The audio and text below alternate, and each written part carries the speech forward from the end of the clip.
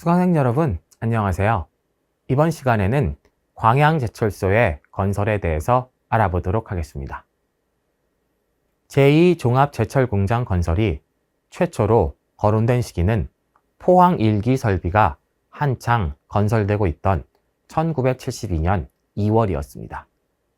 하지만 제2제철의 기술적인 문제, 석유파동으로 인한 경기 침체 등이 불거지면서 정부는 제2제철 건설 계획을 변경할 수밖에 없었습니다.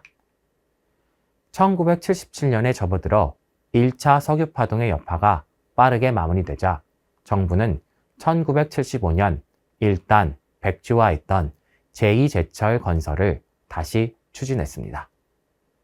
1975년 정부 주도 제2제철 건설 추진이 무산됨에 따라 독자적으로 제2제철 건설을 구상하고 있던 일부 민간 기업에서는 1978년 들어 제2제철 건설 계획이 다시 구체화되자 실수요자 선정을 위한 경합에 본격적으로 뛰어들었습니다.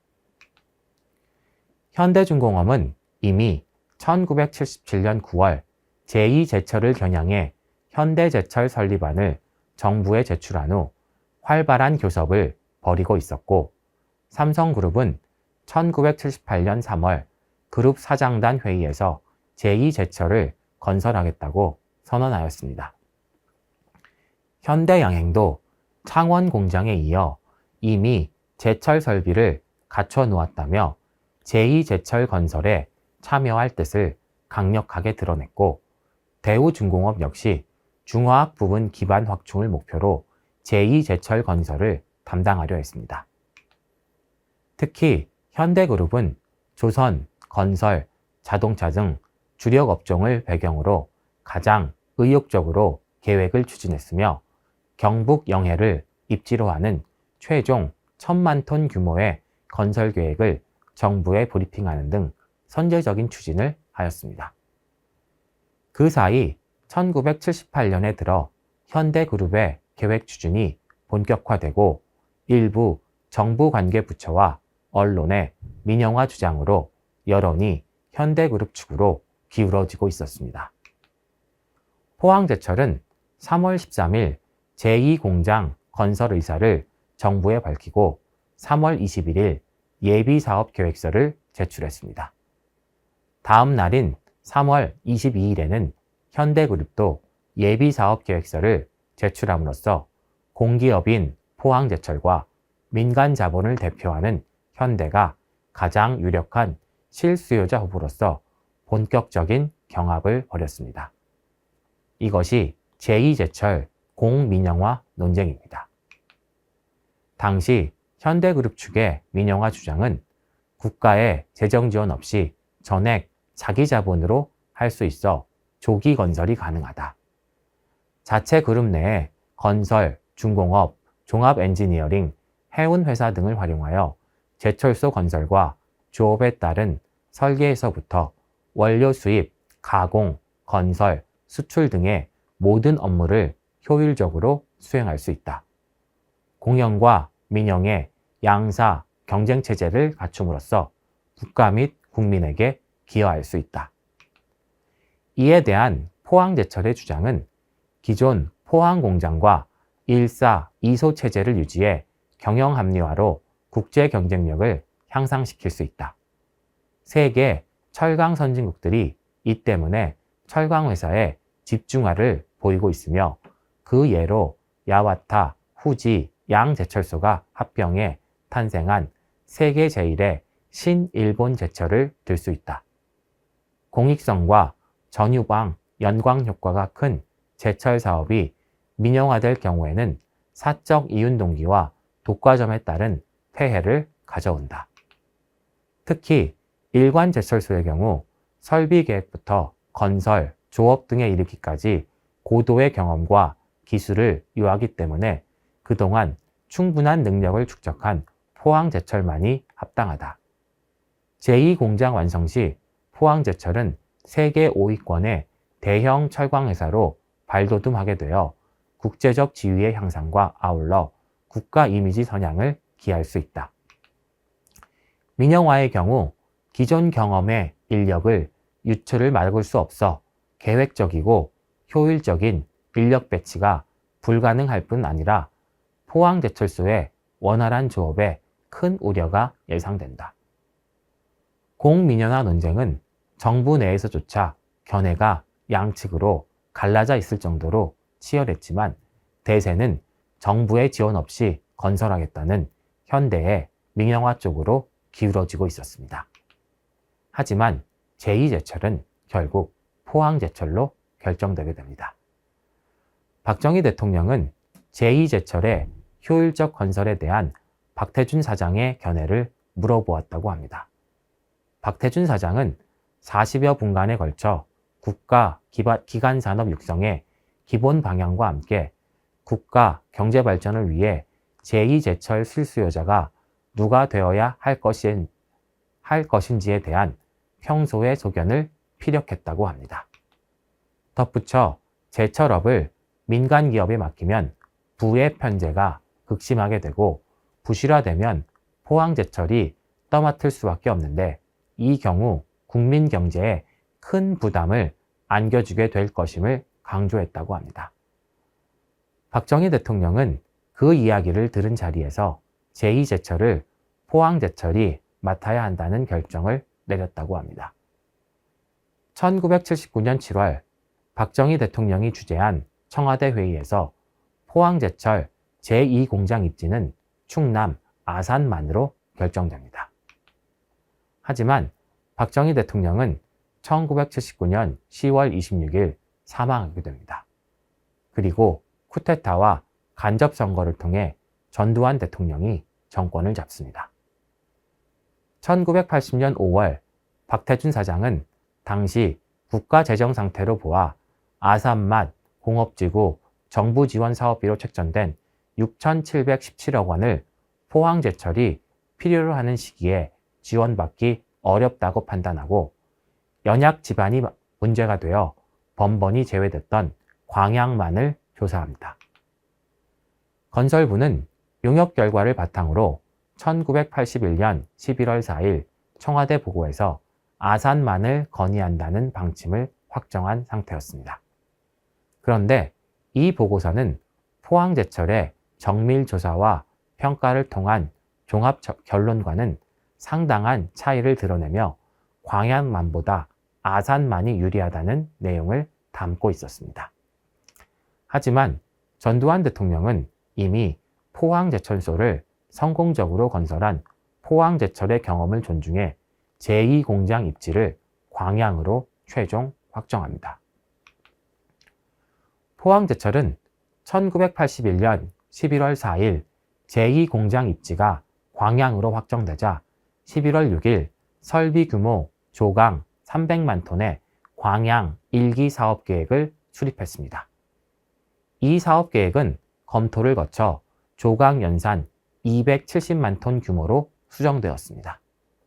수정된 광양 1기 사업계획의 골자는 내자 13억 5,800만 달러, 외자 8억 1,400만 달러, 총 21억 7,200만 달러를 투입하되 내자는 차입금과 자체 이익 및 충당금으로 조달하고 외자는 전액 장기 저리의 설비 공급자 차관으로 해결한다는 것이었습니다. 광양제철소의 건설 계획은 1985년 7월에 착공해 1988년 3월에 준공한다는 것이었습니다.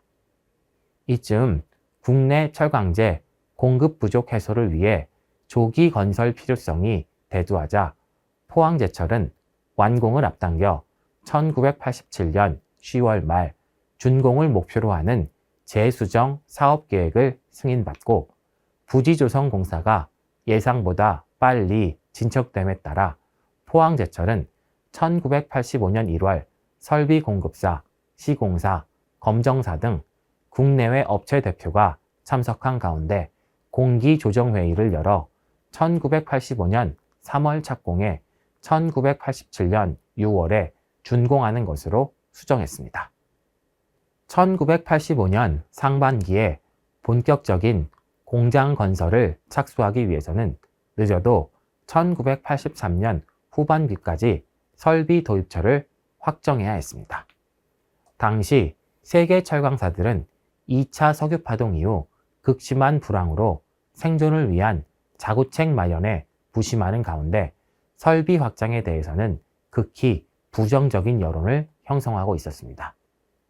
미국 철강업계는 도산이 속출하면서 대량 해고로 인해 사회적 무리를 빚고 있었고 EU의 전신인 EC는 영내 블록주의를 강화하고 있었으며 일본도 감량 경영과 합리화를 추진하고 있었습니다. 그러한 상황에서 1981년 2월 포항 4기 설비를 준공하고 850만 통 체제를 가동한 포항제철이 세계 철강업계의 흐름과는 달리 100%를 상회하는 가동률과 흑자 경영을 유지하며 1981년 11월 광양제철소 건설을 발표하자 미국과 일본을 중심으로 직접적인 반발 움직임이 표출됐습니다. 한국의 광양제철소 건설에 대한 각국의 반대 의견이 노출됐으며 같은 해 12월 미국 수출입은행은 광양제철소 건설에 차관을 제공하지 않겠다고 했습니다. 포항제철소 건설에 설비와 기술을 제공해온 일본 철강업계는 더 큰 위협을 느끼고 있었습니다. 1981년 10월 양국 철강교역사상 처음으로 물량 면에서 한국이 일본을 추월하자 일본 철강업계는 큰 충격을 받아 견제 심리가 높아졌습니다. 신일본제철이 1982년 10월 광양제철소 설비 기본기술계획 검토 요청을 거부한 것도 이런 맥락에서 나온 것이었습니다. 일본이 협력을 거부하자 박태준 회장은 설비 도입처를 구미로 전환하기로 했습니다. 한국의 제2제철 추진에 대한 세계 철강업계의 반발과는 달리 철강업계의 불안으로 신규 수주가 없어 고전했던 설비 제작업계는 270만 톤 규모의 대형 제철소 건설 협력 요청을 받자 큰 기대와 환영의 뜻을 나타냈습니다. 박태준 회장은 유럽에 체제하는 동안 아팔터 페스트 알피네 회장, 헬무트 하셰크 오스트리아 국영은행 총재와 직접 교섭해 연리 6.75%의 차관 조건으로 설비를 공급하겠다는 확약을 받아냈습니다. 연리 6.75%는 당시 미국 우대금리 10.5%나 영국 리보금리 10.75%에 비해 월등하게 유리한 조건이었습니다. 금리 6.75%는 이후 포항제철이 설기 구매 견적 요청 때 제시하는 차관 금리의 가이드라인이 되었습니다. 박태준 회장의 구미 순방 결과는 이시카와 지마 하리마 중공업, 가와사키 중공업, 미쓰비시 중공업 등 일본 설비 제작 업체들의 큰 충격을 주었습니다. 예상과 달리 구미 설비 제작 업체들이 적극적인 협력 의사를 밝히고 파격적인 공급 조건을 제시했기 때문입니다. 일본 철강업계도 종래의 태도를 바꿔 철강업계 회담에서 광양제철소 건설에 간접 협력 방식으로 기술 협력을 하겠다고 결정했습니다.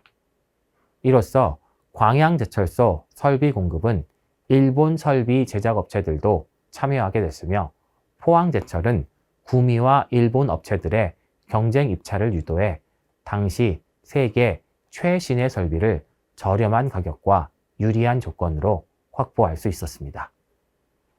포항제철은 1982년 12월 광양 1기 사업 국산화율을 40% 수준으로 확정하고 1985년부터 1987년까지 총 4억 6,107만 달러 상당의 국산 설비를 구입하기로 결정했습니다. 당시 국내 기계공업 수준을 감안할 때 무리한 면이 있었지만 포항 1기 건설공사에 착수한 이래 국내 기계공업을 조속히 육성한다는 취지에서 설비 확장 때마다 국산화율을 높여왔던 그 연장선상에서 내린 결정이었습니다.